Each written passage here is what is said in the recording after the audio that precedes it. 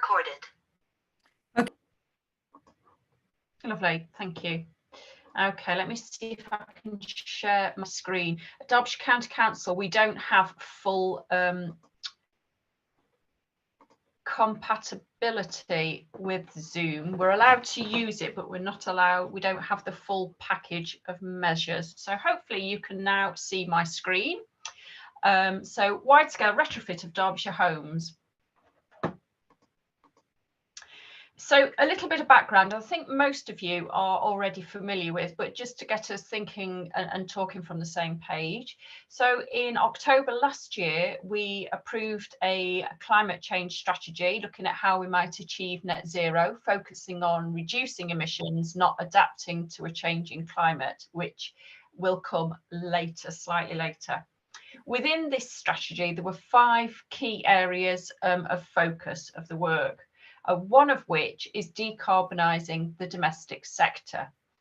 And within that climate change strategy, there were a number of targets, and I've just listed 3 here because they are of relevance to what I want to talk about tonight. So that all this relates to decarbonising existing homes. It's not about new build homes at all. There's some different targets for that. So the targets are that all existing owner-occupier domestic properties are EPC rated C or above by 2035. Secondly, all owner-occupiers and renters are to have access to education and training programmes to decarbonise their homes by 2025. And then finally, at least 20% of domestic buildings to have photovoltaic cells installed by 2030. So there's some interesting targets there, bearing in mind that the local authority doesn't actually have any statutory responsibilities for housing. So in some ways, housing is quite a new venture for Derbyshire County Council because the boroughs and districts are the housing or authorities for the area. So that's quite a departure. But in fact, no authority, no council has statutory responsibility for owner occupiers. So this is something quite different for us.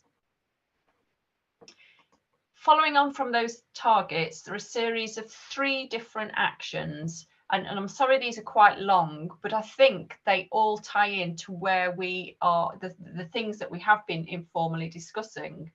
So the first action is about coordinated action. So through the Vision Derbyshire process, agree the approach to supporting the decarbonising of homes, recognising the specific opportunities and challenges faced by renters and homeowners, and reflecting the need to particularly support those in fuel poverty. And I will come back to these in a minute, but just to explain that Vision Derbyshire is a programme of all the local authorities in Derbyshire, or most, I should say, most of the local authorities in Derbyshire working together to take a unified approach to certain things, and climate change is one of those things. So there's a programme of actions around that. The second action, which neatly, again, it covers what Azizi and I have talked about covering this evening, is about skills and training. And that says that work with local authority and wider government partners to develop a regional skills strategy that identify areas of upskilling within the house building and retrofit sectors, and creates investor-ready training programmes to receive support from the proposed National Skills Fund. So again, I will talk about the actions we're taken to deliver that action from the climate change strategy later on. And then the final action relating to homeowners decarbonising their homes is education and empowerment, and developing an information sharing campaign to educate homeowners and renters on how to improve the energy efficiency of their property. And there is some overlap, obviously, with the first action there. So I think these actions do summarise where we're heading. So to achieve those, there are various things that have already actually happened or have been happening. So the district and borough councils have been working with Midlands Energy Hub and other agencies to secure central government funding to retrofit social housing and the homes of those in fuel poverty. So that's things like LAD funding, local area delivery funding, which you may or may not be familiar with, but that's definitely targeted on those in social housing and a small number of people who are in fuel poverty, and that's not really taking into account the recent increase in energy prices that have actually pushed a significant proportion of more people into fuel poverty. And again, I'm not really going to refer to any of that work with social housing or people in fuel poverty again, because that's sort of covered. There's other actions that are helping. So Simon's here from March's Energy Agency, and they've been running the Warmer Derby and Derbyshire helpline, where people can phone up and get some energy advice, and indeed auditing and so on, and some small measures to help deliver energy efficiency measures. And a third strand to this work is that Derbyshire County Council has, for a number of years, run a healthy home project for those in fuel poverty and with a health issue that is impacted by cold weather.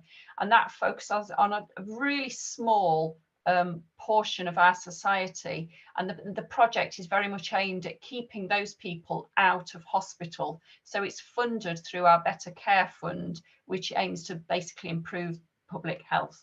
And again, we won't talk about those again, but none of these programs really tackle what about homeowners not in fuel poverty, although I have to say, Simon, your helpline does help everybody, regardless of whether they're in fuel poverty. So I'm now going to introduce a whole range of different things. And so bear with me until I get to the end, and there will be an opportunity to talk, to ask questions and discuss this. So owner occupiers, I'd like to talk about what we rather bizarrely call the able to pay, and also homeowners who aren't able to pay.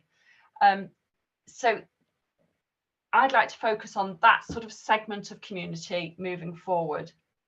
So recently we produced a climate change community engagement plan, which I know I've spoken to a number of you about before, which set out how we plan to engage our communities in the sort of climate agenda.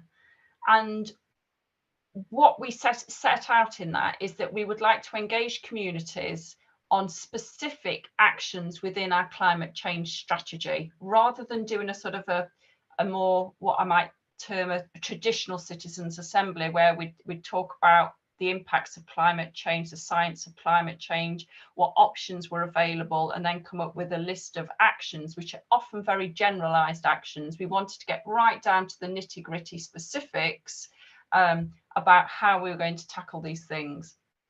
So one of those projects, the first major project that we want to engage our communities on, is the decarbonisation of homes for the owner-occupied, very specific sector, although large sector of society. And to this end, one of the things that we've actually recently done is we applied to be part of a programme called the Local Climate Engagement Programme, run by UK 100 in partnership with, in our instance, Democratic Society and Shared Future. So we're going to be working with those organisations to develop an engagement plan. So all officers from all the different local authorities, if they wish to attend, will receive some training to help us engage with communities, to develop a plan with communities, understanding what they want to help them decarbonise their homes. So how can we help you decarbonise your homes? What do you need to decarbonise your home? And it's also to establish this sort of long-term vision and plan for decarbonising the county's housing, because of course, you know, this is not a 1 year or a 2 year or even a 5 year project, if you like. This is really realistically a 30-year plan. You know, there's no way we can decarbonise all the homes, the 340,000 homes in Derbyshire in 3, 5 or even 10 years, much as we would like to. So we are talking about a 30-year programme here. So it will certainly evolve over time.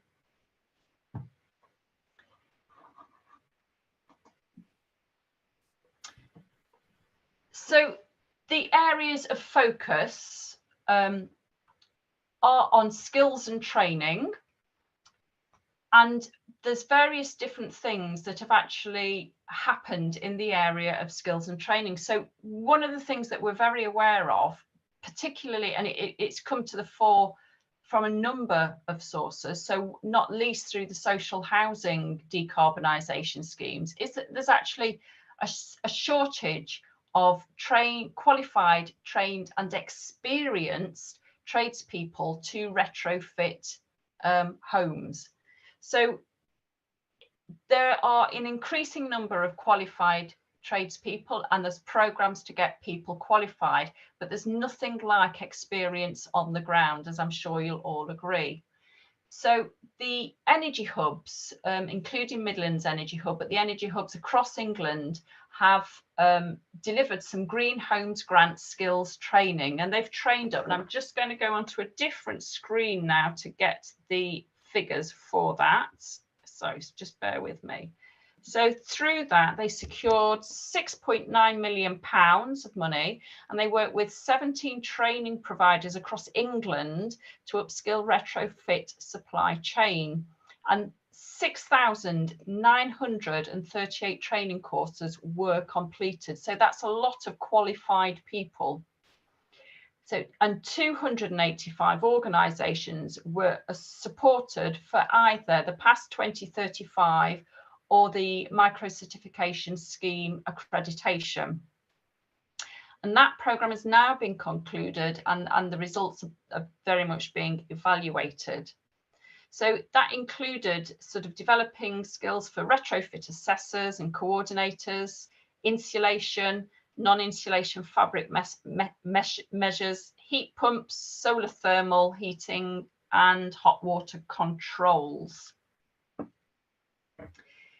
A further strand of work to push forward that skills and training in that retrofit area is from Derbyshire County Council's Green Entrepreneur Scholarship Fund, and we have up to £100,000 available for existing tradespeople or even not existing tradespeople to apply for a small grant, say £1,500, to undergo particular training. And for instance, a friend of mine got £1,500. He's a plumber, he's been a plumber for a number of years, and he's retraining to fit air source heat pumps, and he's got funding for that. So it's for that kind of thing, and it's a really, really simple application process. So if you know any plumbers or electricians or whatever that want to, or anybody else that's in the building trade that would like a scholarship to go on a short course, then that funding, we would like to see more people apply to that. In addition, Vision Derbyshire, this local authority-wide programme in Derbyshire, is looking at sustainability and green skills, and that's a key part. There's been a certain amount of work undergone to understand what skills and training is required. Now, a lot of that focuses on alternative energy sources and on, let me think what the other, and installing certain energy measures rather than retraining trades, but they are turning their attention now onto understanding what more skills and experience and etc. are needed by the retrofit tradespeople. So there's a lot of work going on to understand, to build those skills and training to ensure we have that supply chain in place, so that if we, hopefully when we see increased numbers of people wanting to retrofit their homes, we are able to find the tradespeople we actually need, who are qualified and hopefully experienced. I think a final thing that needs covering on the first section of my talk is the quality assurance, because we all want, I know from my own personal experience, we want to know that if something goes wrong, there's some sort of system or some backup, or you know that the tradesperson you're employing is qualified and experienced, because I know probably a lot of us here have been guinea pigs for certain technologies and they've not always worked smoothly. So what quality assurance is there for the homeowner to invest what is probably going to be an awful lot of money of their life savings and so on and so forth to upgrade their home? So we are talking about some sort of quality assurance scheme. The phrase trusted trader plus has been quoted, but I'm, you know, that this is really in the early days, but we'd like to understand from our communities what they would like to see, rather than us imposing something top down and getting it wrong. And I think that's the end of, no, the next bit. So helps and hinders in this training, on the training of retrofit trades. So hinders, there's a lack of capacity within all the local councils. So boroughs and districts are absolutely pulled out with the social housing and fuel poverty schemes. You know, we're absolutely pulled out, although I'm pleased to say our 2 project officers will be starting work next month. So I'm absolutely delighted about that. I don't think they know what's going to hit them actually, but there we go.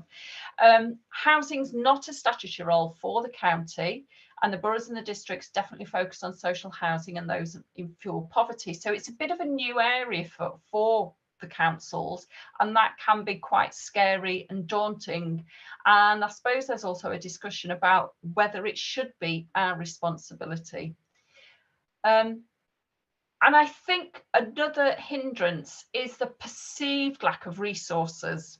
And by that, I mean funding, you know, funding to kickstart this, but we'll come back to that at the end of this evening's talk. And I say perceived lack because I'm not sure it is actually a lack in reality in some ways. Things that help though, we now have the climate change strategy, which provides us with a very clear direction and some clear actions that have been approved, so we can move forward on that. But I think what's also going to be a help is the need to develop this shared understanding of what that challenge is. And I think that's where you come in to help us understand what that challenge is. You know, what is needed? What's your role? What's our role? How can we all work together more effectively? And at that point, Zizi, I think I'm going to end just there, ready for the first bit of discussion. So I think if I stop sharing, cancel. I think hopefully I've now stopped sharing, am I right? Yes, you have. And so that's great because I can now see everybody's faces.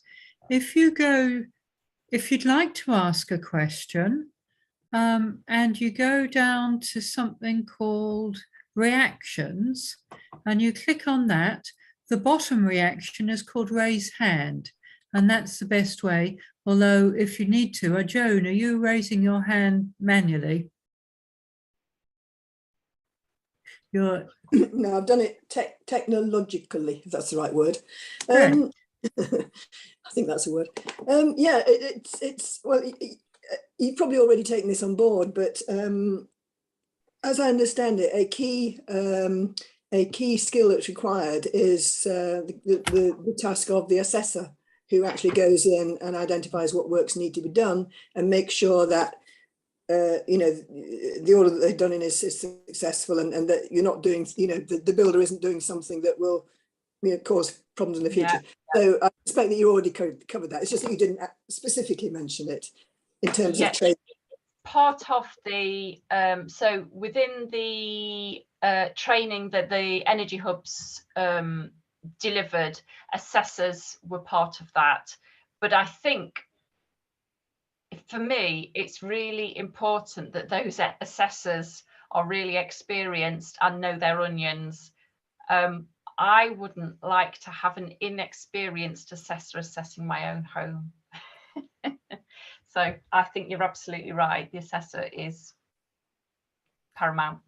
And there is amongst, I think it's architects and building surveyors, have grasped that climate change is happening and looking at to think about if they have the relevant skills of knowledge of buildings to then add on, the retrofit would be relatively easy. And so I understand that those professions specifically are looking to see if they can encourage some of their members to get the specific training, which would give us confidence because, as you say, they will have the other building experience.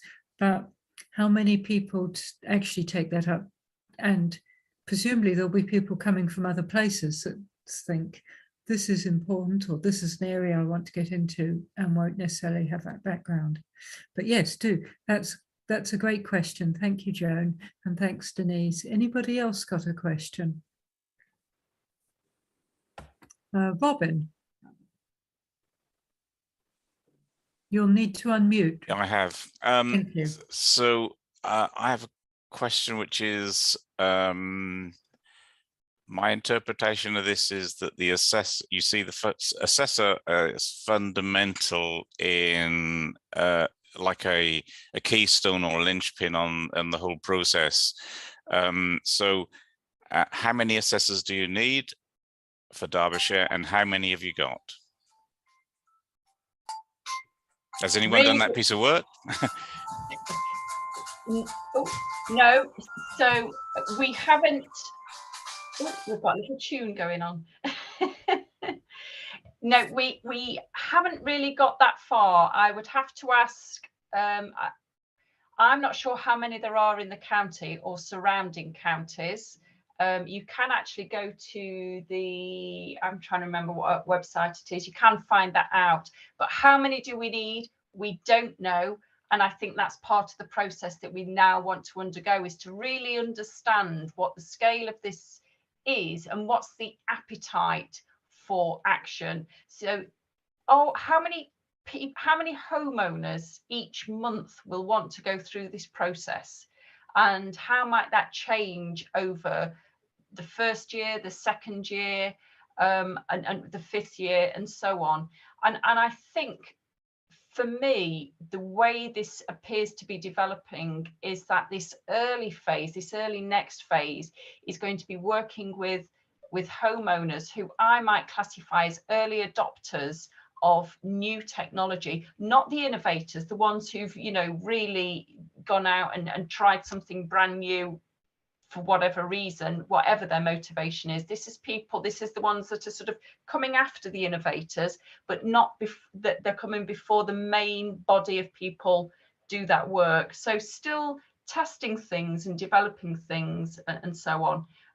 So it's trying to anticipate what that growth curve might be in the future. And I think we need to work with communities to understand what that appetite might be, and then understand the numbers.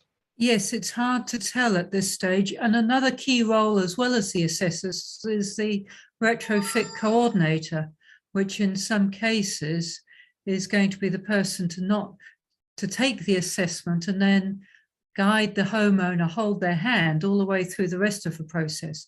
So if anything, I think that might be a bigger role. But I've got Mike and then Michael, and then after those two people, I'll move on to the next section of your talk, Denise.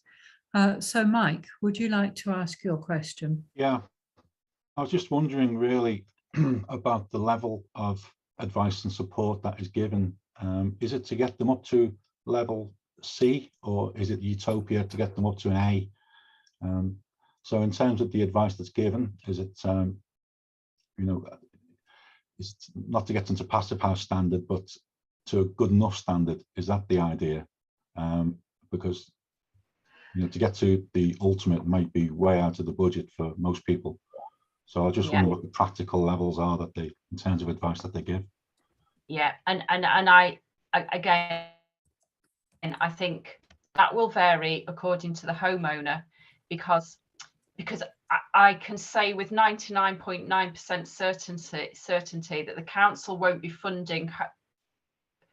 providing funding for homeowners to retrofit their homes. It will be up to homeowners to provide the funding to retrofit their own home, or we'll come on to funding later.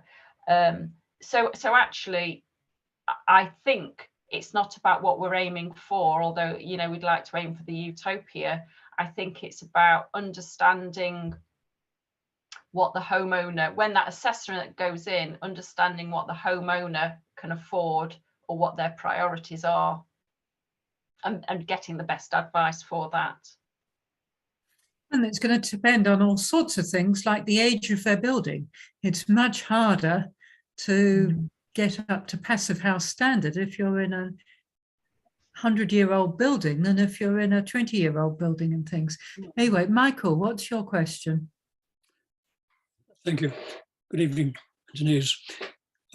Very roughly speaking, and correct me if I'm way off, about 10% of the stock is in the social rented sector. About 15% will be in the private rented sector, and the other 75% privately owned and occupied. Legislation or existing commitments will cover the social rented sector and the landlord sector, because they will be obliged to achieve certain standards by a defined date. Given that a lot of the capacity for retrofit will be taken up by those sectors being dealt with, it might leave very little capacity for the private rented sector. So if we are to develop a scheme which is intended to support and take through the private rented, the privately owned sector through the process, isn't it likely that ability to undertake the work is going to be a very severe rate limiting process? And if that's the case, do we not have a real crisis here? Because we don't have 30 years. And indeed, I think one of your opening slides indicated that was the case, because you had set, excuse me, someone's trying to reach me. Go on. That you have set yourself objectives to achieve by 2035. A very high level of achievement. And indeed, that is necessary, because the UK's commitment, its nationally determined contribution and its sixth carbon budget will require a much more rapid level of decarbonation than the notion that we've got 30 years to deal with it. So to what extent can any scheme that we devise be proactive, in other words, encouraging homeowners to do what's necessary, when we know there isn't the capacity to provide for them? Really tough question, because I don't have the answer to that. And I think you're absolutely right. I think there's a number of things there. I think if I'm having an optimistic day, I like to think that over the next 2 to 5 years, we're building that capacity. And if we think about that product adoption curve, that sort of goes exponentially anyway. I mean, it's a bell-shaped curve, but actually if you're thinking about numbers that have completed something, that would sort of fit in with that overall S-shaped curve that we want for the speed of decarbonisation. And we would hope that the number of trades available would increase to fulfill that. And also we need to think about that supply chain for goods and equipment and so on, that they are being manufactured as well, you know. So it's, and also there's this sort of global situation in terms of, can we get parts, can we get materials to actually produce the things that we need to retrofit our homes with. So I think there's loads and loads of questions there, and if you know, if I think about it too much, then it is a little bit overwhelming, because I honestly think, how on earth are we ever going to achieve this in the timescales that we need? And I think it's a really good question. But I think we do have to look at the figures, and I think we need to understand the problem from a number of different perspectives, like how many people would be willing to retrofit their home in the first year, the second year. So how many assessors, how many trades, how many air pumps do we need? What you know, what are the numbers involved, and how do we fulfill that? But I think it's a really good question. It's you're absolutely right, Michael, and I don't really have the answer, and I'm not sure any of us do.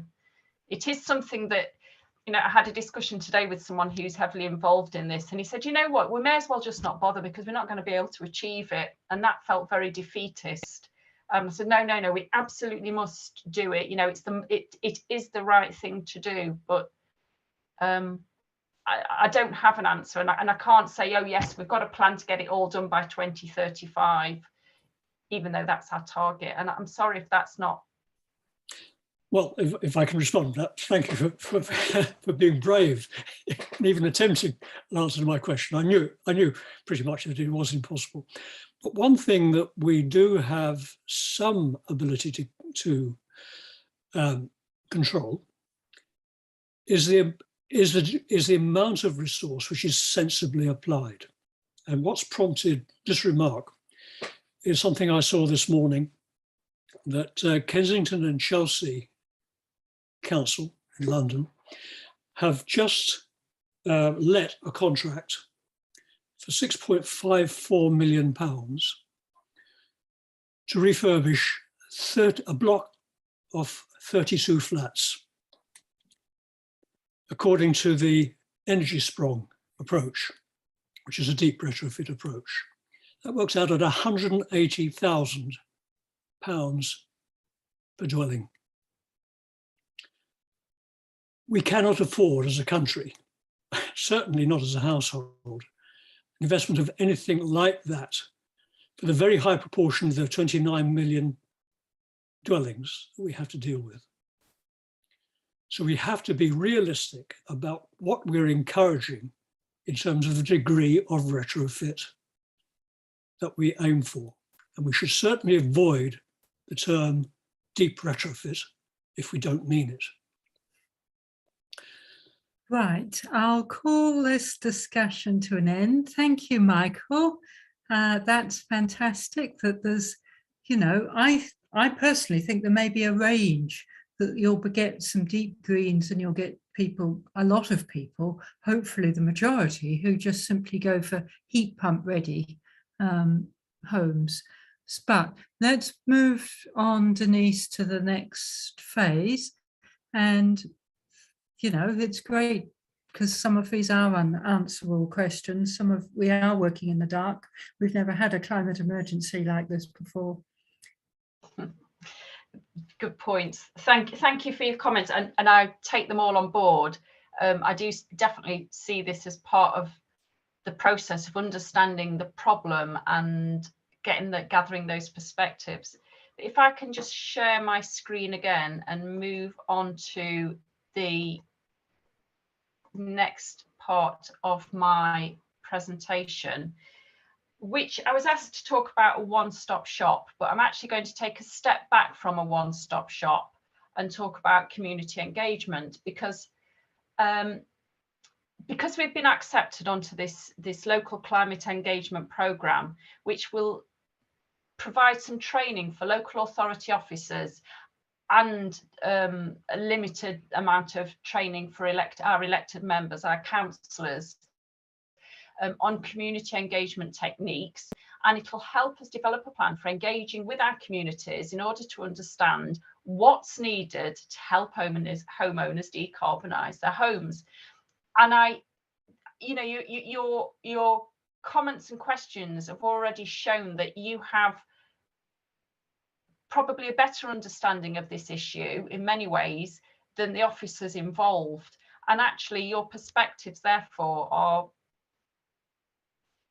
fundamental. So what we want to do is to understand all these and to actually develop a plan of how we're going to come forward, going to move forward with this decarbonisation. And I think we can sort of probably anticipate what some of the suggestions and thoughts might be on specific actions, but I'm guessing there will be other actions that we really haven't anticipated or thought about. So that's why it's necessary to understand what's needed, the best way forward. And I think Michael's raised a really important point, is what's the most efficient and effective way forward? We could deep retrofit 10 homes, but actually it might be better to sort of have a less deep retrofit of 80 homes, but that deals, that cuts more emissions overall and hits a bigger number of homes. So we will be then developing a plan in parallel with you as well to share this information, share all those discussions and agree the actions moving forward. So that's kind of the next step for that. And the potential actions, you probably already got a longer list than me, but potentially one thing that's been discussed by quite a few different groups around the county is having an impartial one-stop shop for retrofit. And there are other examples around the country of this. There are also lots, or quite a few, what I would term partial one-stop shops, where a specific company actually provides a one-stop shop, but actually then quite partial because they're selling their own products. So we can learn the lessons from other models around the country, but I do think it needs to be quite a local thing that's specific to Derbyshire, understanding who's working where, what's available and so on. Potential actions are about quality assurance, some simple practical advice and simple tips, from the having an assessment of your home so that some DIYers might be able to do it themselves and so on. Potentially some eco homes open days so that you can go and see an air source heat pump in action. What does it actually feel like and how noisy actually are they? Some facilitated discussions and lots more sort of potential actions. What we need to remember though is that not everyone is interested, and so the focus inevitably for those first few years is going to be on those early adopters. And not everybody can afford to take action, but maybe there are some really cheap actions that people still haven't taken that we can support individuals with. And also funding that is available will be limited. We're going to move on to this, aren't we, Zizi? But the council can seek funding to support, but won't pay for retrofit measures, which I think is widely understood. So I think at that point, I'm going to stop sharing again because, there we go. I think if we pause again then to talk about that's a very brief sort of visit to that, but I don't want to preempt what people actually think is needed to help decarbonise, but I appreciate a one-stop shop, whether that's a virtual, rotate the one that moves around village halls, or whatever, to visit your locality. You don't actually have to go and visit them, that can provide a list of accredited trades and assessors and coordinators and so on. There's models around, but I think we need to discuss over a period of time with a number of groups and individuals how to move forward on that. Does that help? Yes, I think that's very helpful. And it's raised lots of questions for me, but I'll let Peter start the questions for this section off. Hi there. Thank you very much. Yeah, I was just wanted to make the point about how how at a local level it's really about building trust, I think, in steps in terms of using the tradespeople. I'm working with Sustainable Hayfield, and we're running a campaign on ways to reduce people's energy bills with very simple steps. And one of the things that we're thinking of offering is like a free draft proofing for doors. So if you get a workman to sort of install those for free, you're straight away building up a relationship with the people you're putting the draft proofing in for. It's not at any cost to the person having it fitted, and then you're establishing that relationship straight away. So I just wanted to make that comment, really, because I know there's a great fear around getting tradesmen in anyway, and it's very difficult for well, one of the hot potato issues of this is someone at a one-stop hub having a list of traders that they want to recommend, but that can always go wrong, I think, or it can always lead into problems. So I think the role of the community and the people putting the actual doing the retrofitting is really paramount. Yes, I think that, sorry, Denise. I was just going to say that's a really useful insight, and I think it's a really good point. So thank you. I hadn't thought of that before, but that sounds great. So thank you. Made a note. Sheila.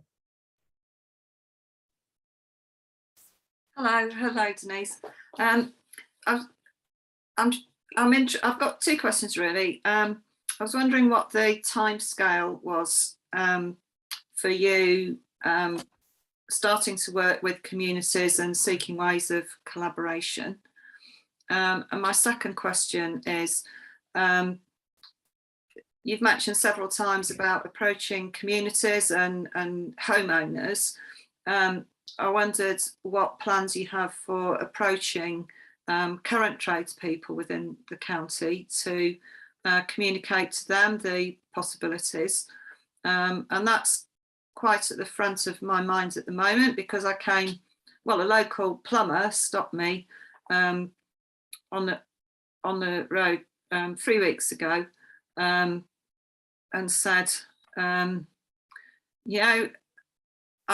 fed up. I'm fitting gas boilers and I've done it, for X number of years. I'm so experienced. I don't know how I move into air source heat pumps, and every gas boiler I'm fitting now, I just feel it's wrong, but it's the meals on my family's table. And the thoughts of moving from one to the other, he said, I'll be honest, he said, I know I should be doing it, but I'm frightened. Yeah, so to answer the first part of the question first, the timescales for starting to engage with communities, I definitely see these kinds of talks has been part of that. We will be undergoing our training with Shared Future and DEMSOC from April to July, and during that period we see working with communities as a kind of thing that's happening in parallel, if you like, to sort of, because during our 3-month process we're developing a detailed engagement plan, but again we need to work with communities to develop the engagement plan, to develop the work. So over the next 3 months, but I see that going on over the summer and not being a kind of a start and a finish, because I think it's an ongoing process, but definitely coming up with the way forward, certainly by the autumn, to have something very concrete. But things I think will happen as we go along as well. I think it's not kind of that's the end of phase 1, phase 2 starting or anything like that. I think it's, if there's something that we can start straight away that's an obvious thing, then we would do that. Contacting tradespeople. So our economic regen people have been working on this, and they do have routes through the Chamber of Commerce and through Midlands Energy Hub contacts, but I don't think that's reaching everybody. And I do think we probably need some sort of wider wider level of sort of promotion, if you like, because certainly if I think about my friend who I'm sure he won't mind me saying is about 50 years old, and his conversation, and in a very similar sort of discussion with the chap that you spoke to, and he was saying, well, do I carry on installing gas boilers? I think by the time I finished and doing the repairs, that would probably see me through to retirement, you know, but it doesn't feel right. But then being given the sort of £1,500 to go on a course, so while he's not earning while he's on the course, there's 2 courses he's going on, both about a week long, so they're quite meaty courses, if you like. They're for plumbers. While he's not earning while he's on the courses, he's not losing money in some ways because the course has been paid for. So he's actually decided to do that. He's going to the course and he's going to see whether he thinks that's going to work for him, given his age, given his previous experience and all the rest of it. And I think there's lessons to be learned from these individual case studies about how we can encourage people to take that leap. Because I think the awareness, as you know, increased exponentially over the last couple of years, and I think we're in a different place now, so I think we can move forward at a different pace. Yes, and if the course is relevant, I do know somebody who installed a heat pump and they found that the contractor had done one of these short courses and it wasn't in depth enough, and he, as a homeowner, knew more about heat pumps than the person who was trying to install it and was just very frustrated. So I think you're right, it is about developing relevance. So Dave. Oh, hi, everybody. Yeah, I just wondered if the council would have any sort of role in insurance, because a lot of the homeowners I talk about, I've read horror stories about external, internal insulation, roof insulation, where it's cost a lot of money to de-insulate and take out the bad fitment of equipment. I wondered who would, if anybody would stand that sort of insurance risk at any point. We've talked, certainly within the council, we've talked about quality assurance, but people are really, as you can predict, insurance would be a different thing. And I don't know quite where we go on the insurance, because yes, we've all heard horror stories of condensation, you know, or whatever it is, causing severe problems. But I think it's a big issue. Why would someone spend, their life savings or whatever it is, and then have, such enormous problems? So I think it's something we're going to have to tackle, and it's something we will address. But I am fairly certain that our legal team will, just say, you must be joking, we're not insuring against that. But you'd like to think, I think it's something that we will, well, it is definitely something we'll raise with Midlands Energy Hub, who can take that back to BAYS and see where that gets us. Yes, and the government's model is that it will be the retrofit coordinator's role to supervise the workman and sign off that the work's done correctly. However, what doesn't seem to have factored into the government's thinking is what happens to the people who can't afford a retrofit coordinator to see every stage of the work and wants to do it either DIY or directly with contractors themselves, because it's cheaper than paying somebody to supervise. So there is a potential way, but it's also got its complications, right? Again, I'll let you have the last question, Michael, before we move on. Right, it's really following on the same theme. I'm from a generation where those people with a level of technical skills would maintain their own cars. In fact, I remember my wife strict instructions to me when our first child was expected to get the engine out of the spare bedroom. And our guides at that time, our Bibles at the time, were the Haynes motor manuals. So my question concerns DIY because, as you know, that same company has published, you can see, a do-it-yourself guide to home insulation. So how do you view this as being a way, perhaps, of dealing with the shortage of construction industry capacity?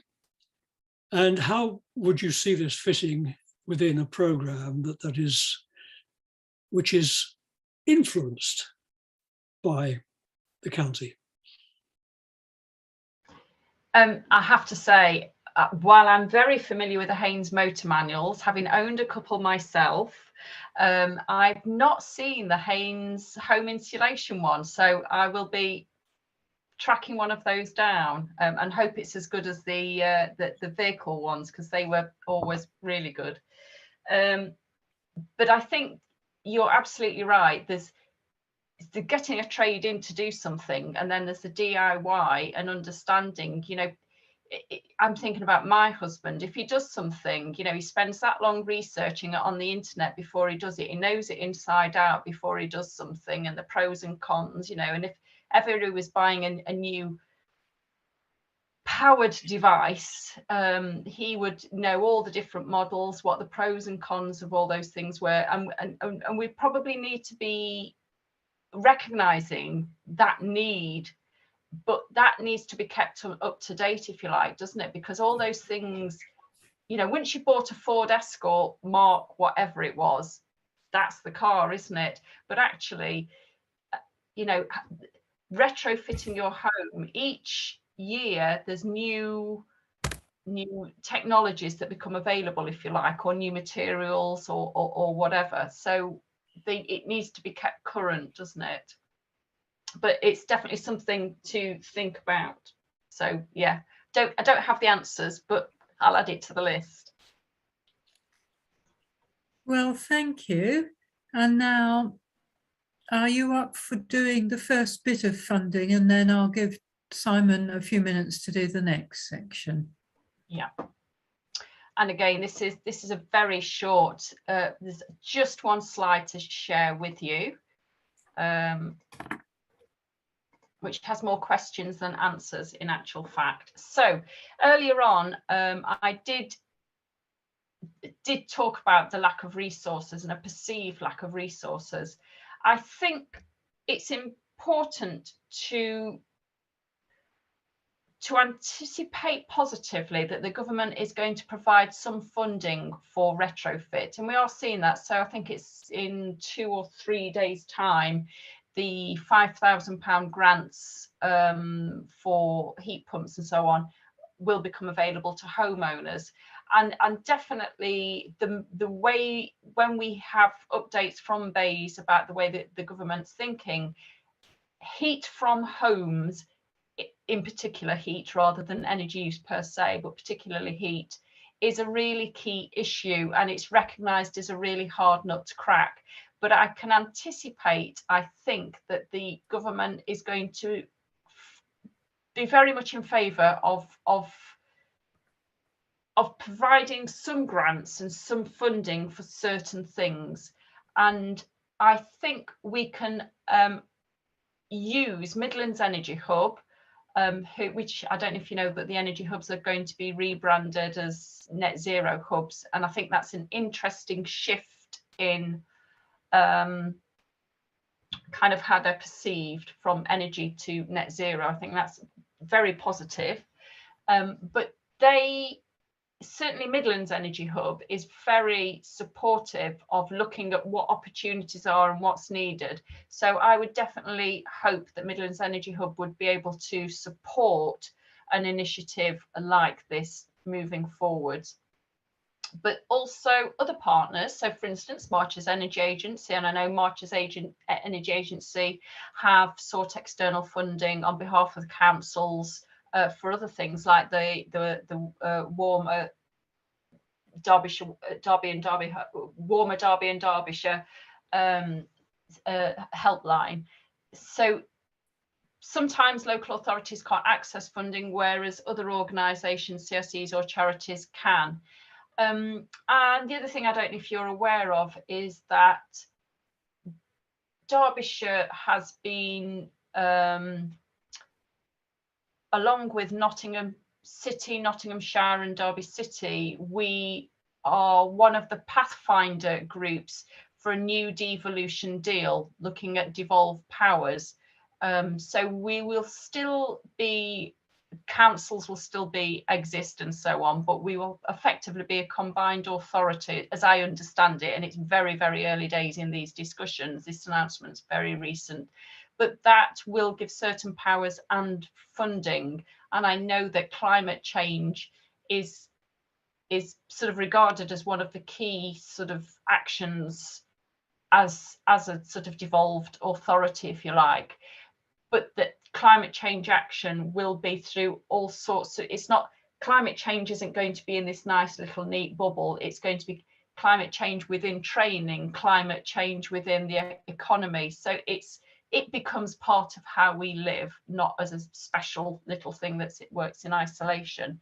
So I think funding for some things will increasingly be available, but I don't think at any point, other than perhaps something like a £5,000 grant, at no point I can't see any funding being available to say, right, there's £20,000, off you go, retrofit your home. I don't think we'll ever get to that, and I don't think, any of us really would expect that, really.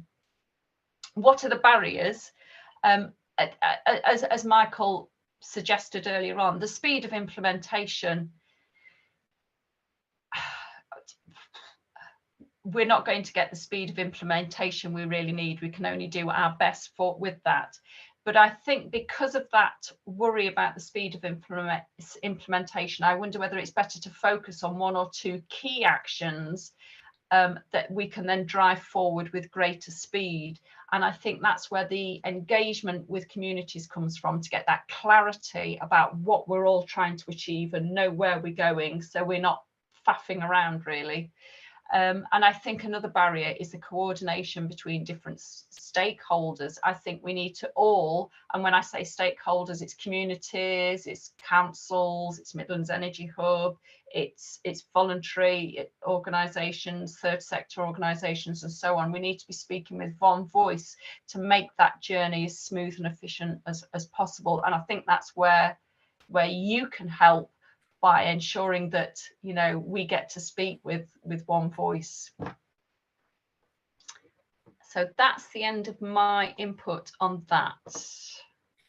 Right, I see, Steve, you've got your hand up, but I'm going to get Simon to do his bit of introduction first and then take questions on both.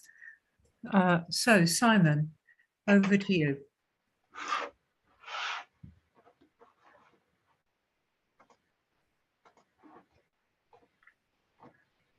We're not hearing you yet. We can see your shared screen. There you are. Found the unmute button. Sorry about that. That's okay. Just to say, yeah, really interesting. I've been taking lots of notes in the background. I hope that's okay, including tracking the questions and conversations that have been emerging. So I think you've asked me just to talk a little bit about some work that we're doing as Marches Energy Agency. This is over in the Marches, so it's Shropshire, Herefordshire and Powys. But just by way of explanation very quickly, there's been lots of mentions of MEA, and my colleague Pete is on the call this evening. Pete's running our Warmer Derby and Derbyshire work, it now in its third year, and is based in Belper with a team. Will's in Chesterfield, FICA is in Derby. So we have got a strong local presence in relation to this agenda. All of that works really around sort of fuel poverty and supporting struggling householders. And also we've got funding that we're using to help the 9 LAs across Derby and Derbyshire with the local authority delivery programme, which Denise has also mentioned. And again, I won't go into that, but really just to focus on the able to pay sector. As Zizi has pointed out in her note, we have managed to secure 60 quid under £500,000 to think about many of these questions in the context of Herefordshire, Shropshire and Powys.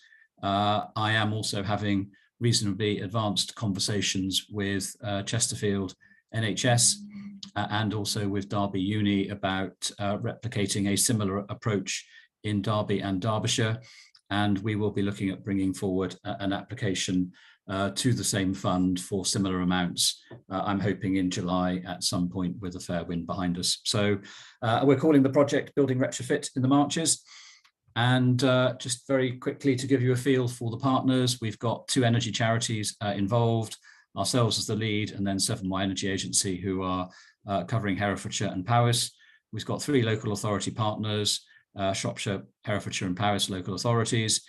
We've created a technical panel involving local green building architects and building engineers. And we're also looking to develop that to include some air pressure testing expertise and some additional surveying capacity as well. And we've got 1, possibly 2 experts with an interest in older and historic buildings, which, given the makeup of our homes locally, is a really important consideration. We're also been talking this afternoon about local installers, and our intention is to be starting to map those out tomorrow. We have said we'll engage 20 in this journey, but we may well end up going to 50 or 60, depending upon what comes forward and who's interested in what we find. We have got a very strong community input, so there's a list of community groups. I won't go through them there, but we're looking for support from 6 local community groups. And I think that sense of feedback and lived experience, as well as promotion locally, are going to feel like the 2 key aspects where we'll be asking them to assist. And I've been making notes about asking them what they would like to see in future programmes in terms of scaling up. So that's really interesting too from this evening for me. And we're including some national best practice. Parity projects, we've got their programme builder tool, which is going to give us a cheaper modelling version. It's going to be an energy performance certificate, which you can then download and model. We're going to be buying a bit of time from Carbon Co-op. So Jonathan Atkinson is going to be helping us out, as are the Green Register in Bristol, who have an interesting programme of future proofing, they call it, which is a course designed for installers and contractors in this space. And we're going to be playing with green finance and working out how we're going to fund all of this, because as Denise mentions, there's not a snifter from the local authorities of wanting to pay for this. And I think that's probably rightly so at the current juncture. So we need to find mechanisms by which householders are prepared to invest, and the likes of the Ecology Building Society are really interesting. And also just over the border in Wales, I get very envious of a 0% loan scheme being run by a community bank there, which makes me cross and envious in equal measure. But hopefully we can try and influence English action around that in some way. Hopefully you can see this. I'll might just get rid of that. But this is just really designed to be a bit of a flow diagram of how we see all this working. So the bits in grey are the roles of the technical panel here towards the bottom. So we're looking to undertake some initial engagement and to have quick conversations with 350 householders, of whom 150 we're going to take into a survey process. And really we're looking to offer 4 approaches. One is the PAS 2035 that we've been talking about quite a lot already. One is a sort of green building architect level of expertise. One is a quick EPC phone conversation and then straight to an installer. And then as a program builder, which is a sort of a middle way house. So we're looking probably at 4 different levels of depth, depending upon household aspiration and readiness and the difficulty of the property to be retrofitted in any meaningful way. So we're playing with all of this. These are just our thoughts. This is what we said we'd do to the funder. And we've now got 2 years of funding to work out how to make all this hang together and see if it actually works or not. So it's quite exciting, actually. After the survey, we're into some detailed planning, so technical surveys, costings, agreeing ventilation strategies, install measures. So of the 150 surveys we're looking to do, we are hoping that measures will be installed in 40. We're not providing any capital funding, but we have got a mix of householders coming forward into the programme. So we've got majority able to pay, but we've also included those who are unable to pay, and we're looking to fund those through a government central funded program, and also those partially able to pay who effectively fall between the both camps, and we expect different learning and experiences to come from all three types of householders. We're fed up at MEA of getting very little feedback on the work that we do, especially around capital funding measures. So we're trying to build in a significant chunk around this. So we're looking at some data gathering, perhaps some thermal imaging training and analysis, some air pressure testing, energy use, and then some subjective householders' experiences in relation to all of that. And I've mentioned community feedback as well. You know, what's the word on the street when we've gone, sort of thing, about how the whole process has gone. So we've got survey, design and planning, install, feedback, and that comes around hopefully in a virtuous circle to weave in for future delivery.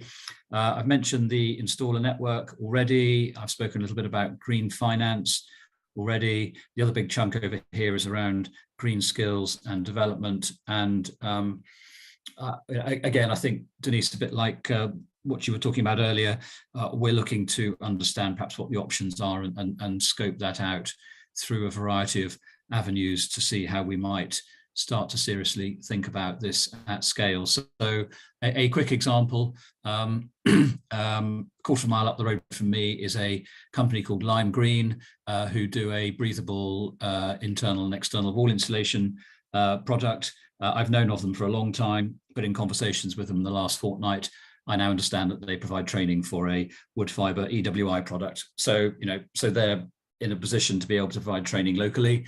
And a conversation actually only yesterday with a colleague on the project, she said that the Centre for Alternative Technology has got £20 million to be thinking about training and upskilling on a national basis. It's like, oh, great, fantastic. How do we get to be part of that? So top right-hand corner, then we've got local authority. We need to be engaging with them, and planning there is one of the key areas. There may well be other areas too, if I'm honest. And then what I really like about the funder and what they like about what we're trying to do is just that sense of scaling up. So Denise, you're talking about 340,000 homes across Derbyshire needing retrofit of some description. If you put a figure of 25k per home against that, some will be more, some will be less. Then you're looking at a multi-billion pound investment, and if we're serious about net zero, which we are, then we've got to get there pretty quickly. So whilst we're supporting a relatively small number of homes through this process, we want to learn from that, and the whole time we want to keep coming back to how do we get this to scale? How do we get this to scale? How do we big this up? How do we make more of it? Because that just feels really important to us. So I think that'll probably do for the moment. There's lots more I could say, but I'm happy to take any questions or comment as appropriate, really. Well, thank you. I think what is exciting about your work is that you are actually ahead of the curve compared to most people, and you are really trying out and finding out what works and what doesn't, and it will be interesting to see. So thank you for sharing some of what your plans are. Now, Steve, you've had your hand up for quite a while. What's your question?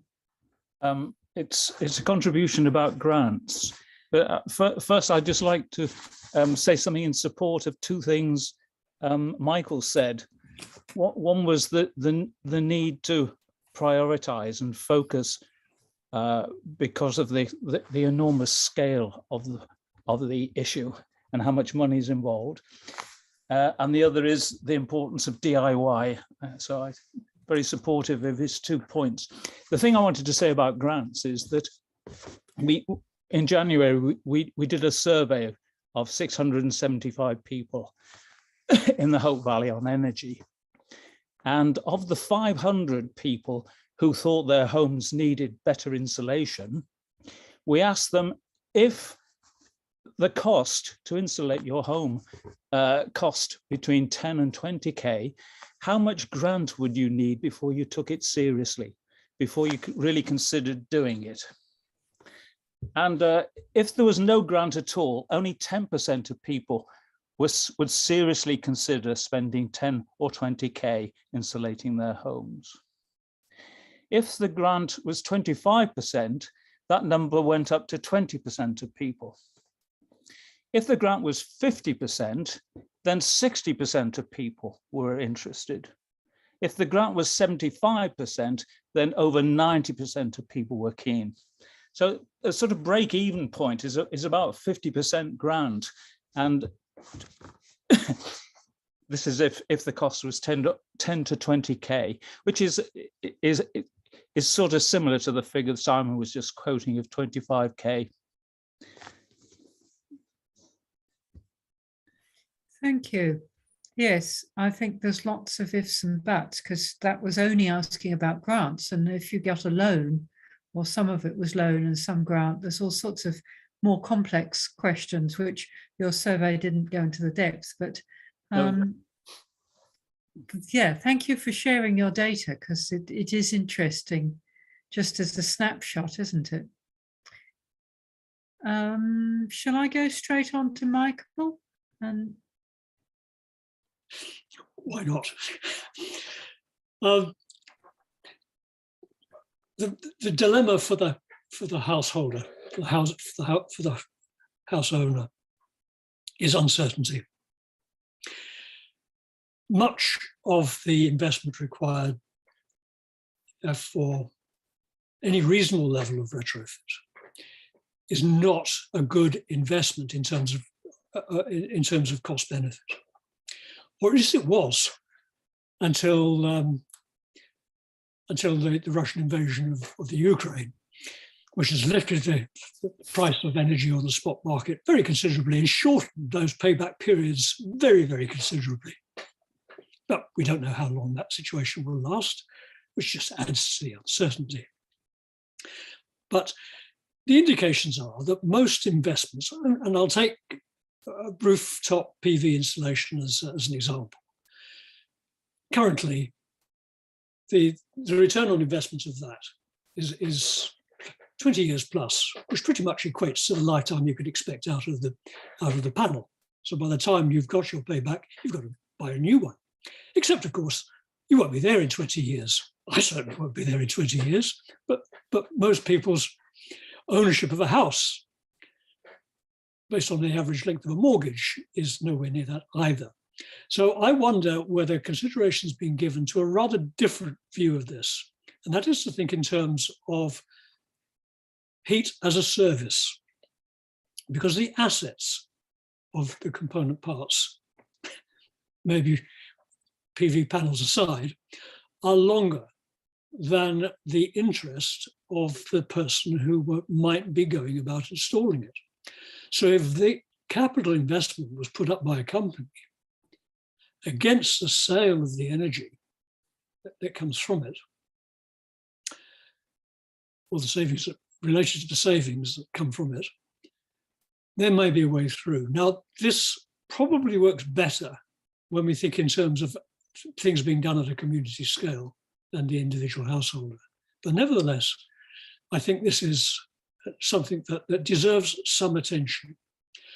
And this notion that it needs to be done perhaps at a larger scale takes me back to Denise's point about local authority reorganisation. There are so many changes that are always happening. And I don't know, for example, whether this idea of a single authority covering Nottinghamshire and Derbyshire contains Nottingham and Derby as cities, because that really changed the complexion very differently. But out of all of that, this game of musical chairs has to stop, and it has to stop very soon.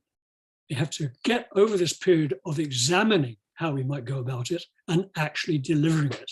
So Denise, what's your timescale? What's the target you have for saying, that's it, we've thought about this long enough, we start now? When is that now? Good question. And if only it were up to me to decide when now was. One of my justifications for not having a citizens' assembly is we need to get onto the action as soon as possible, and specific actions, not just recognizing we need to do it, but how are we going to do it? Again, you know, that's up to my line managers and so on and so forth to come up with that. But I think that's where the community comes into this discussion, in terms of raising the profile of what needs to be done, and the fact that, you know, you're the voters, you want these things to be done, and we are there to, the council is there to serve. So I think there's definitely that role there. I can only say that we're going to, this is the start of the engagement process. But in terms of the first bit of insulation or the first whatever going on a house, I don't know. Within a year. Oh, well, that would be really exciting if it was as soon as that, but because it does take, these things do take a long time to get up and running. But you know, we need to get things up and running within the year, so that's great. That's, I think within it, perhaps that's very optimistic, isn't it? Well, possibly, but let's hope. I think unless you aim high, you're not going to get it. If you aim for 5 years, it will probably take 8, and if you aim for 1, you might take 18 months. You know, so it's good. I realise I should have perhaps framed this little bit. Presumably everybody's aware that there are bits of government money for people in fuel poverty, and that's all good, and hopefully that little triple will continue to trickle out and be good. But people in fuel poverty aren't going to be making the biggest contributions to climate change, because they're limited in how much energy they use simply because they are in poverty. It's the people who are able to pay often have the biggest homes and are making the biggest contribution to climate change, which is partly why I think that's the place to start. The other thing is that I'm imagining it at the moment, there's the able to pay, there's the people in fuel poverty, and we need to try and get the gap in between. There's no funding that Steve Platt talked about for these people who do it with some grant, but at the moment there isn't grants for this partial grant. It's either you're in fuel poverty and get your grant, or you're not and don't. So the funding, when I put this on funding on the agenda, it wasn't about the grants directly to homeowners. It was simply the funding for a local authority or a Marches Energy Agency scheme to get the whole thing off the ground. The People Powered Retrofit in Manchester raised $750,000 just as working capital, and their business model looks at it taking 4 years for them to break even. So they needed that amount of money to see them through not just the first year, but the second, third, and into the fourth. And so with council strapped for cash, they don't have the upfront working capital. And so thinking about, well, how could funding happen was why I put this bit on the agenda. It wasn't to provide grants, it was to provide the working capital. And I perhaps didn't say that at the beginning. So if anybody needs to get up to speed, sorry, I should have said that the other way around. So does anybody have questions specifically about funding, or this is the chance to also just have more wider discussion and you know, discuss how we see it going forward generally. So Dave and then Jeremy. Just I thought the Great Homes upgrade highly recommended the stamp duty changes, so that anybody who had a EPC of less than C paid a lot more stamp duty when they sold their house, and somebody with a higher EPC paid less stamp duty, and that would have an immediate impact on people's likelihood to fund the insulation. I just wondered whether that was considered to be a good idea.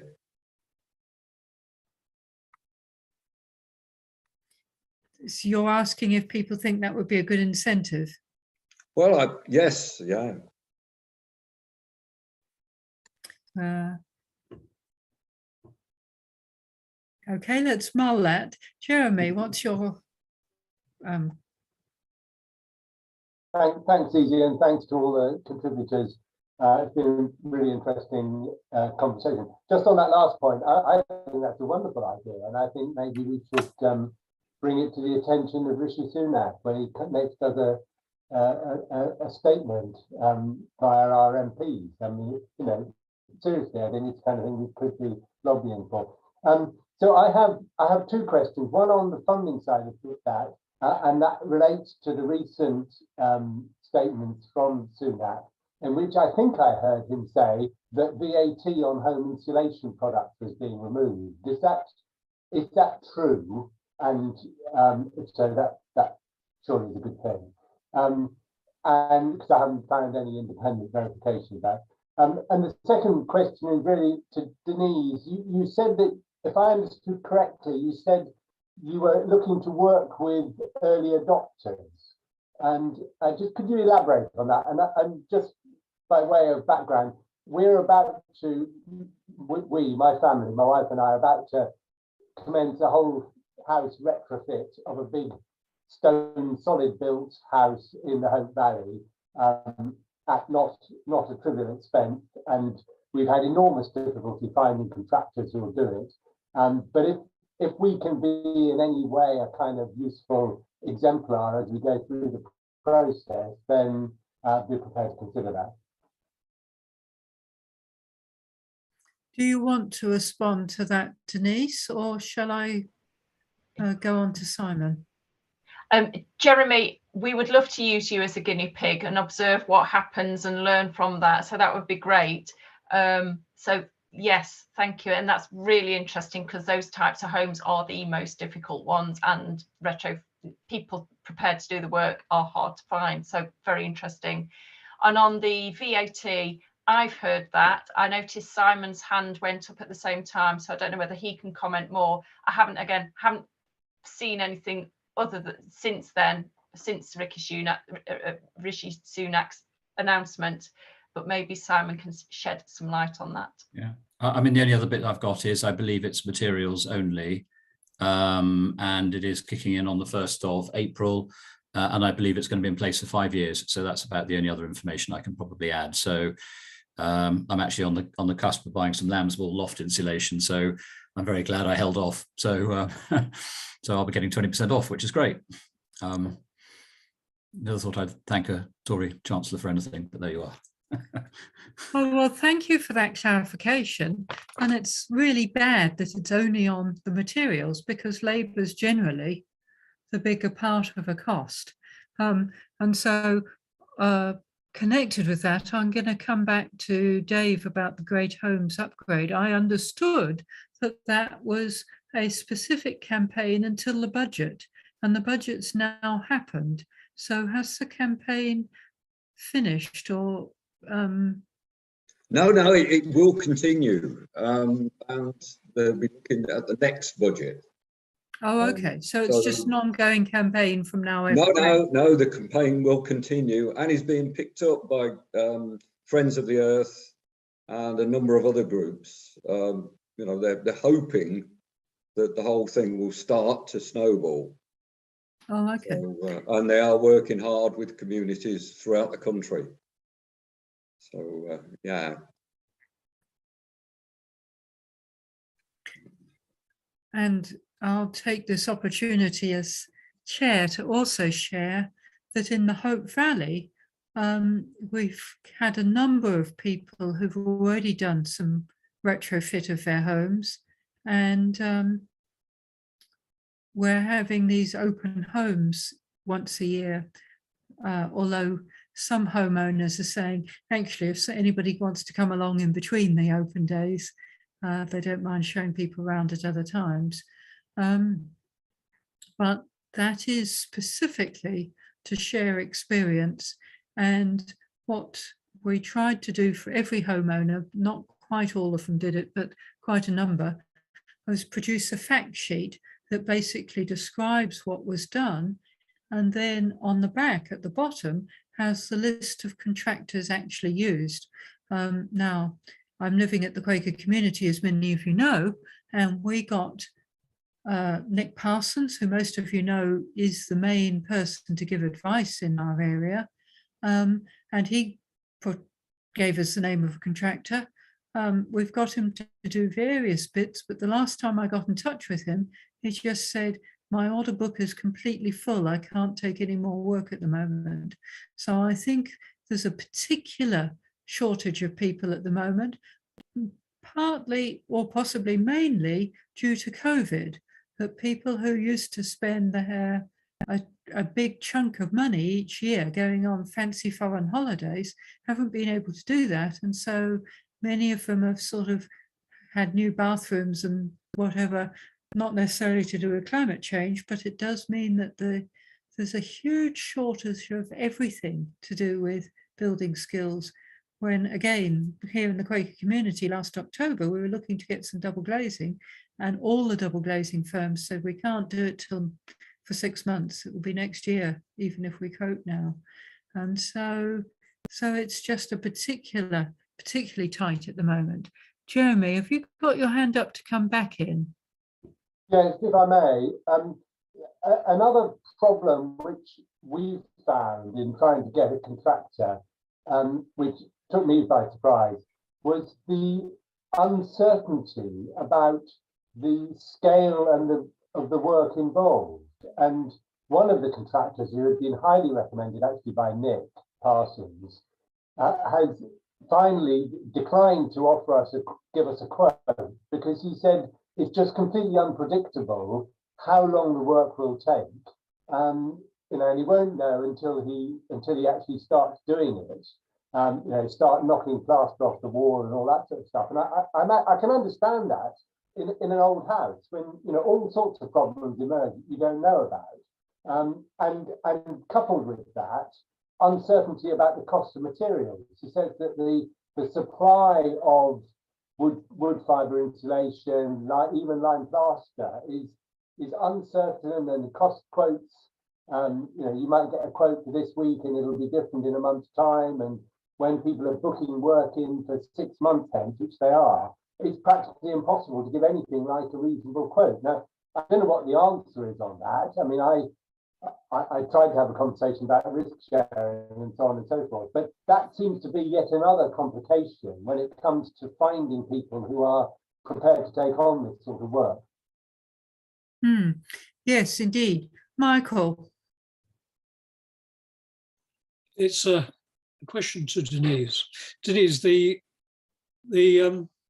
study that you're embarking upon, the one funded by UK 100, concerned with public engagement, I do accept and have a lot of sympathy for your view that the equivalent of citizens' assemblies is not the way forward on that. But I'm interested to know how you do intend to target your engagements.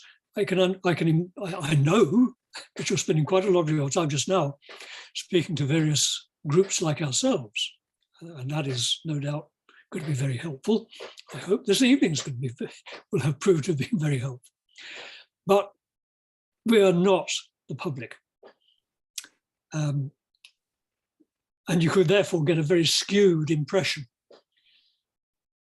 of the enthusiasm we have for getting things done. So how do you propose to go about getting what you want out of the public? I think that's absolutely right, and that is an issue for us. I think there's two things here for me that are important. One is, yes, you know, the groups that I talk to all the time are definitely quite a small percentage, quite small portion of the population of Derbyshire, and they are a particular portion. You know, I don't need to justify to you why you need to retrofit your home from a climate perspective. You know, I don't even have to have that discussion with you, but the majority of the population wouldn't recognise that. It might do it to save money and make their home more comfortable, but probably not bothered from a climate point of view so much.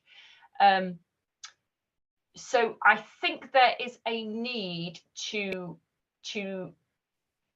ensure that we engage representation across all the demographics and so on of the public.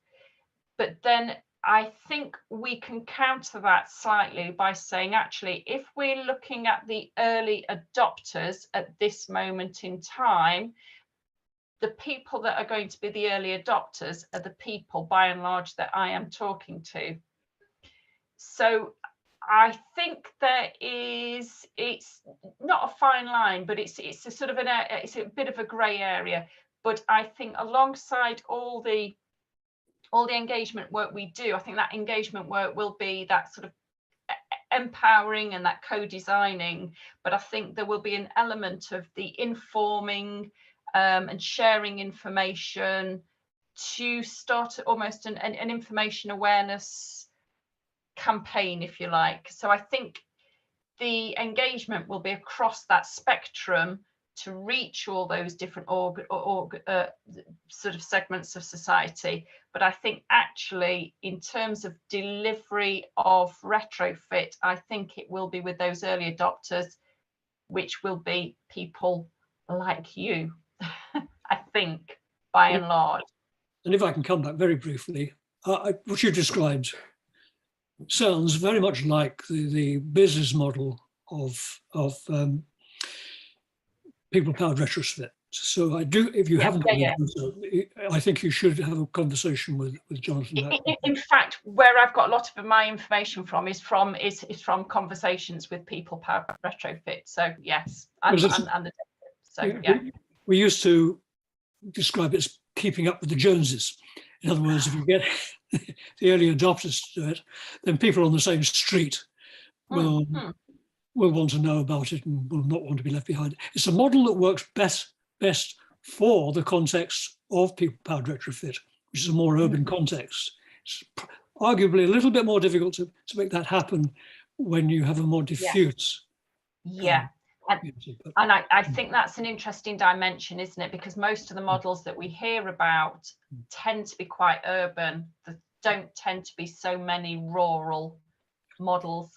And that's why I think what the Marchers Energy Agency are doing in Marchers is really interesting, because it is a rural area similar to much of our county. Simon, let's bring you back in. Yes, it is. It is very rural. So, I think give us 6 months or a year and we'll have some interesting observations, I suspect. A few more grey hairs, I imagine. Just to say, we do have a van that trundles around the place.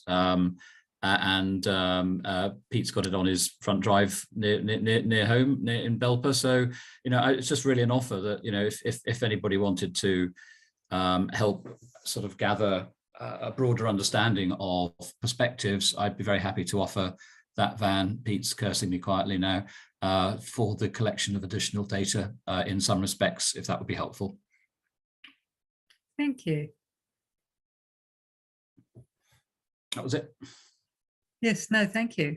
That is good, because yes, depending on where you park the van, you might, supposing it's, I think you came one year to our Apple Day, so people bringing apples to be pressed aren't necessarily on board with home insulation. So to just pop into your van, you're reaching a different crowd than the same old faces again. Does anybody else want to contribute at this point? It's not required, because we could move. Mike. I don't know if this is the right point, but one of the questions I was interested in finding out about is people in private rented accommodation. They're paying the energy bills. The landlord isn't, but the landlord will be the one responsible for doing all the retrofits, insulation. So, is there much evidence that landlords are interested in this, or they say it's not their problem, it's the electricity bill, it's the tenant's responsibility, and what is being done to address that? There's some dates. They have to comply with a certain level when there's a change of tenant, and then retrofit for all tenants, whether or not they're moving by a later date, but I don't have those figures in my mind. Denise, do you? I don't know the dates, but there is it's called MEES, I think, but it's about the private rented sector and minimum energy standards for private rented sector. And funding has been made available through Midlands Energy Hub for Derbyshire. It's a district and borough function. So districts and boroughs are engaging with landlords. So the Royal We, have a list of well, pretty much all. I'm sure there's some exceptions to that, but all that we know about of rented properties that are EFs and Gs, EPCF and Gs, and those landlords are being contacted in the first instance to sort of so that they can be gently enforced in the first instance, and then they can be pushed a little harder if needed. Okay, thank you. But it's not something I'm involved in, but it's reassuring to know that that is happening. And if you think about it, a home that's EF or G is going to, well, particularly G, is going to be one where they've never got round to even putting an inch or two of loft insulation in. So it's got some very, very low hanging fruit that many of us will have done many years ago, even if we've not done the deeper retrofit. Does that answer your question enough, Mike? As I say, none of us seem to know off the top of our head the dates, but it is a requirement of landlords that's coming in. Yeah, I wasn't sure if that was up in the air or that was actually a definite legislation. So I'll probably try and find out a bit more about that. Simon. Yeah, I can't remember the MEES dates, but it's something like 2025, it's a band D, and 2030, it's a band C where practically possible, or something of that nature. I was just going to, private landlords are a bit of a mixed bunch, I've got to be honest. Sometimes they phone us up and they go, what funding have you got? We might say, well, you could get some EWI for 10 to 15K. And they go, great, that's exactly what I want. That's my MEES exemption, which is exactly what we don't want them to be saying. Other times we find tenants phone us up and go, we're really cold and miserable, but we don't want to send anything to landlord because we're frightened that he or she will kick us out. I'm thinking of another lady who actually a cancer patient, solid wall property, and we got to the point of lining up both an air source heat pump and some internal wall insulation. And then the dear old landlord said no to the air source heat pump, and they'd had coal heating, open fires, and the husband had cancer. So, you know, they're not a particularly pleasant bunch mostly, but sometimes they can do the right things. So that's just a few little vignettes off the top of my head. I know we're doing quite a lot of work some work in Derby City around that MEES project that Denise mentioned, and I'm just wondering if Pete, you want to say a few words about that if you're still with us. Sorry to put you on the spot. Hello. Yeah, no, that's fine. I was just trying to find the dates for you. Yeah, it's excuse me, minimum energy efficiency standards is what it's called, MEES. And I think you're broadly right, Simon, from what you just recounted about dates. I think that's broadly fits what I vaguely remember. So yeah, trying to get energy efficiency standards up to a D by about 2025, 30, I think. Yeah. But I think you're right that it might not be actually entirely cemented in law yet, that next step up from an E to a D. I've got a feeling it's not actually quite a commitment sort of sealed in the law as yet.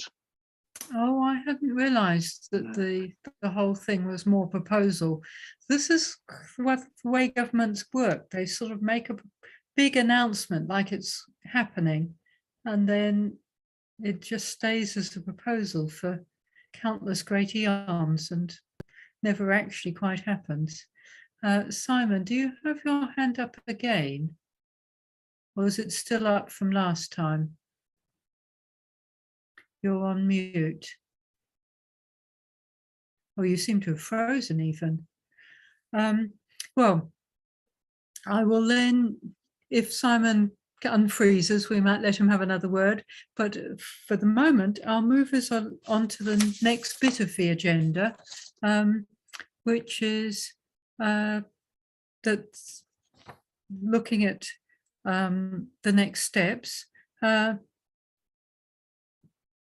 I suggested in the email that people might be willing to put their hand up at this point and engage. The one thing I didn't say in the email, which I should have perhaps, is that I'm certainly up for supporting, you know, I said it would be good to have 3 little teams. I'm certainly up for supporting each of the teams. I think there's so often in these projects start and then they fizzle out because there isn't anybody kind of holding the whole process as it goes through. So I'm certainly up for being that holding person, although I will be moving house this summer, possibly May or June. So that's going to be a big project in itself. Nevertheless, the 3 councils that we've got here are all at different stages. Derbyshire Dales already has having one-stop shops in its climate action plan, and the notes from the small group from the meeting last time identified various councillors to contact to engage a bit further and sort of nudge it along. Basically, our councils all have said they want to reach net zero by 2030, but none of them are moving at anything like the speed that was needed to get anywhere near that. So it is about nudging them along more quickly, even Derbyshire Dales, which has it in their plan. So who would be up for being part of a small team in Derbyshire Dales? Do we have anybody willing to commit this evening, or I can send an email around later? Wendy? Sheila? Fantastic, thank you. That's great. So I think, you know, sometimes a smaller team can be very effective. So thank you both. Then High Peak hasn't really got anywhere with thinking about this issue. It still hasn't properly finalised its climate action plan. It sort of got it through to meet its target and tick a box just before Christmas, but there was various input from an organisation called Antithesis and from community groups such as High Peak Green Network, and it hasn't incorporated those details into the action plan. It's also just had a climate action officer, Gillian Wright, appointed, and she's still getting her feet under the table. So it hasn't really been raised, and it hasn't really formed an opinion about whether a one-stop shop's an idea or not. So there's work to be done to just simply raise awareness with them and try and get them to agree to the idea. Anybody from High Peak willing to put their hand up at this point this evening? Joan, and where's Michael gone? Presumably you're Michael. So that's good that we've got, again, a couple of people plus me. And then finally, there's Moorlands, who have the hardest point because they've actually had anti from their councillors and the climate officer that just is antagonistic towards them. And that's, you know, there's that Irish saying, if I'm wanting to go to Dublin, I wouldn't start from here. But yes, there's a lot of, Nigel, you've got your hand up. You're muted. I can see you speaking, but you're muted. You'll need to unmute. It's not actually the officers, because we're going to be sharing officer. It's the cabinet member for climate change has refused to do anything, as far as I can see, except plant a few orchards. Mike could probably agree with me. So there's you and Mike and, oh, the name's just gone. Your Mark other Johnson. colleague. Mark. Mark, that's it. And hopefully, you know, I'm happy to work with you and see if we can turn that around. The other organisation, which I think can be extremely useful in helping on ways to approach councils that are anti, is Hope for the Future. And they may be a resource that particularly is useful for your little group. Michael, I see you've got your hand up again. I do. It's to ask Denise another difficult question. Denise, you will have deduced that we have placed the local authority at the centre of our attention here. I'm going to call upon you to use all of your diplomatic skills here. What is your expectation here?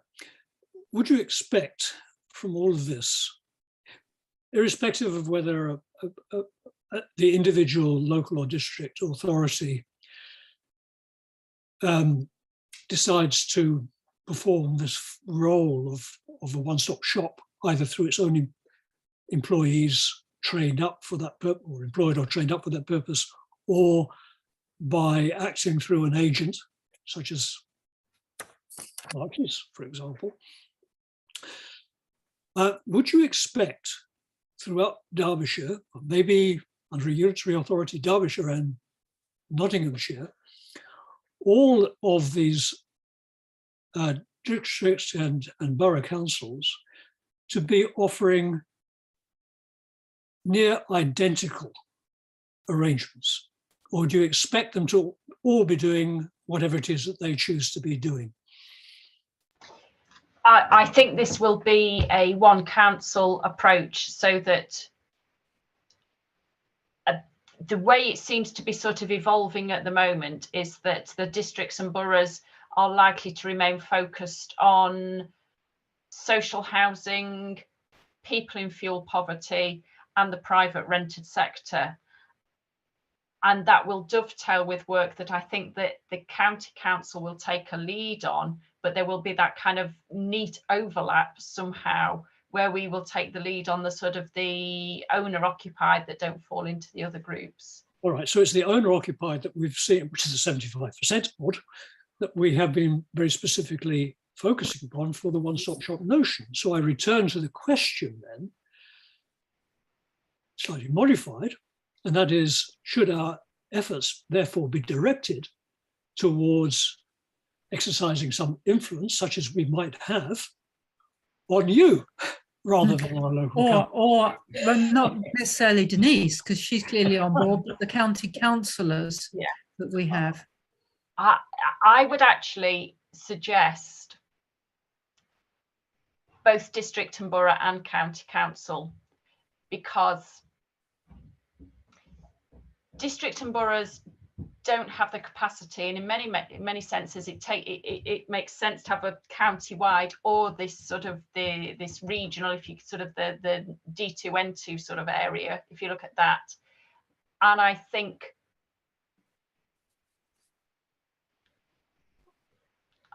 this is still recorded, isn't it? And I just think that focusing on both the districts and boroughs and the county council, it's coming from all directions, and actually all those directions will feed into Vision Derbyshire. But if only the county council is hearing it and the districts and boroughs aren't hearing it, it won't have the same impact. Does that help? I was being provocative, and I'm kind of recalling some of the conversation we had previously, which was not recorded, I assure you.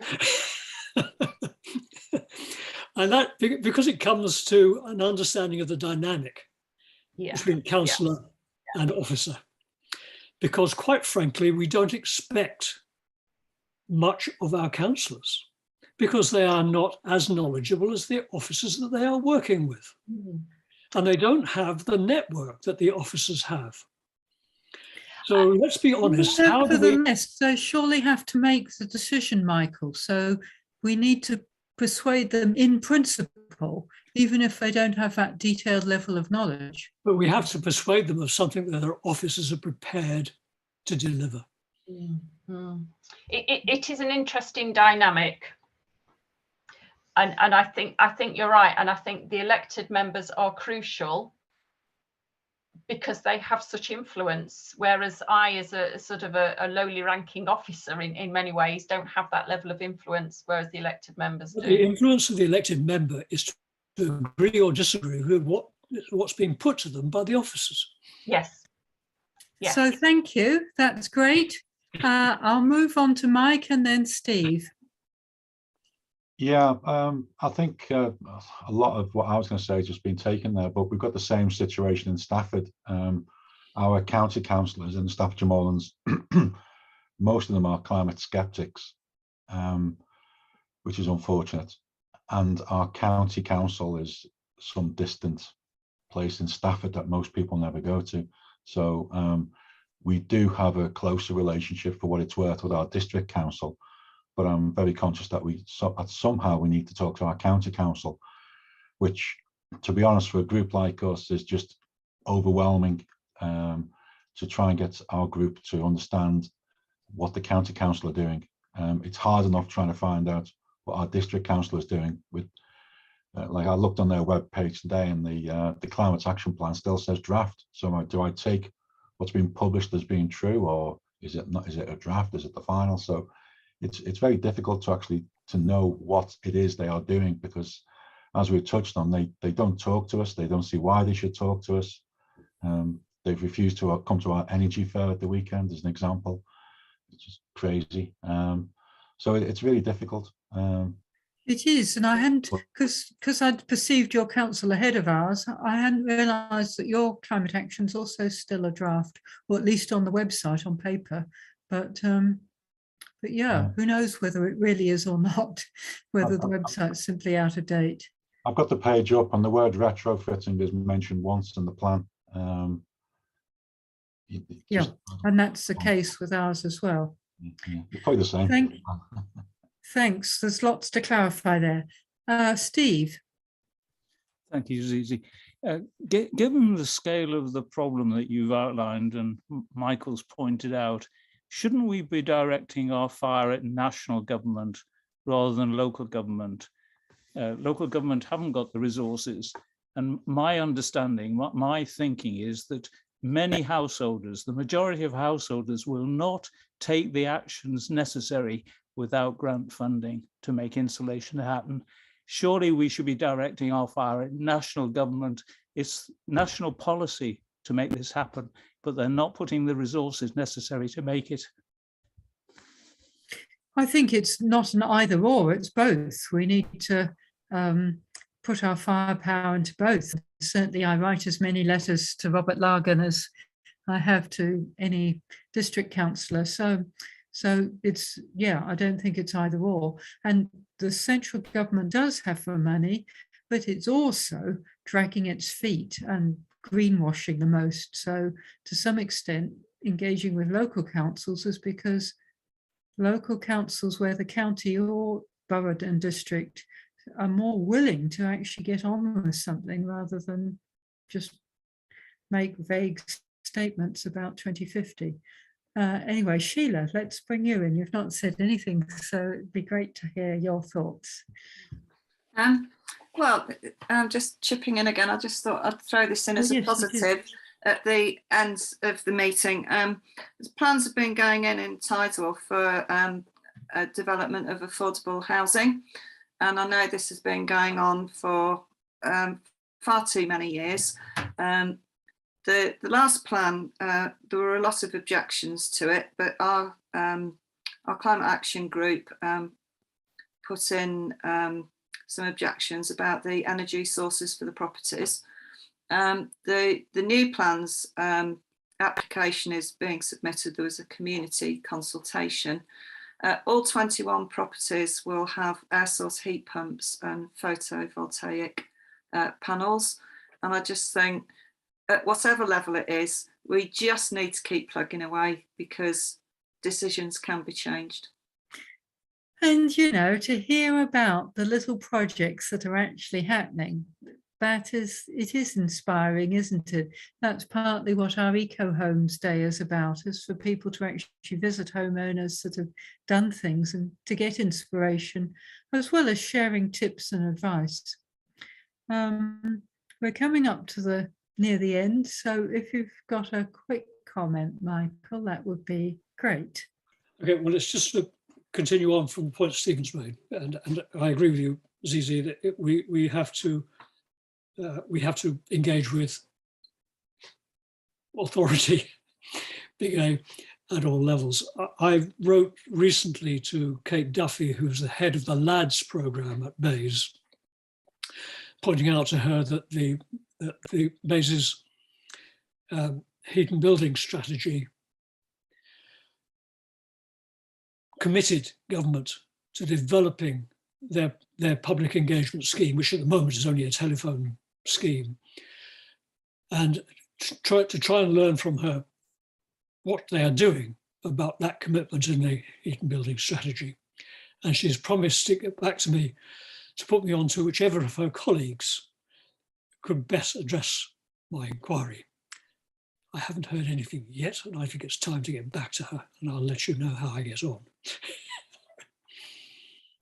Yes, this is the other problem, that it's hard to sometimes get replies from that higher level, whereas local councillors seem easier to contact. Well, I think I'll wind up at this point.